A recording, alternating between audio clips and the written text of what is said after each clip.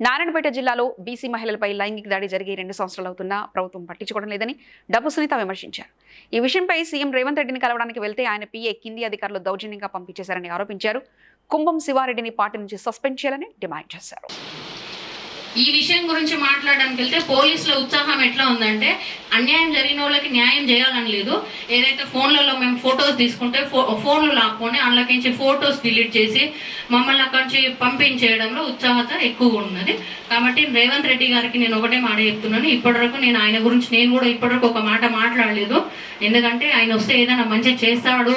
ఇప్పటివరకు 10 సంవత్సరాలు ఆయన వచ్చిండు. తెలంగాణ ఒక మాకు సెంటిమెంట్ తోటి ఏం చేయలేదు.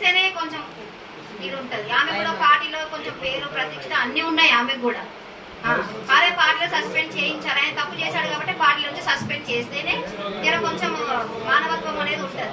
ఆడవాళ్ళకి రెస్పెక్ట్ అనేది ఉంటదా, అన్నకి ఇది చేసిండు అని వాళ్ళ పార్టీకి పేరు వస్తుంది కదా. వాళ్ళ పార్టీకే పేరు వస్తుంది. వాళ్ళ పార్టీ మంచిదే కదా. ఒక 10 నిమిషాలన్నా సరే మాకు అపాయింట్మెంట్ కావాలి, లేదంటే ఇది భారీ ఎత్తున అవుతుంది. ఇది భారీ ఎత్తున అయ్యేదాకా మీరు చేసుకోకండి. వేరే పార్టీలకు కూడా ఛాన్స్ ఇవ్వకండి. వేరేలో కూడా మాట్లాడే ఛాన్స్ ఇవ్వకండి. ఫస్ట్ మాతోటి మాట్లాడండి. మా మహిళా రక్షణ. Please like and share, subscribe to BCN Telugu News. Please like, share and subscribe to BCN Telugu News.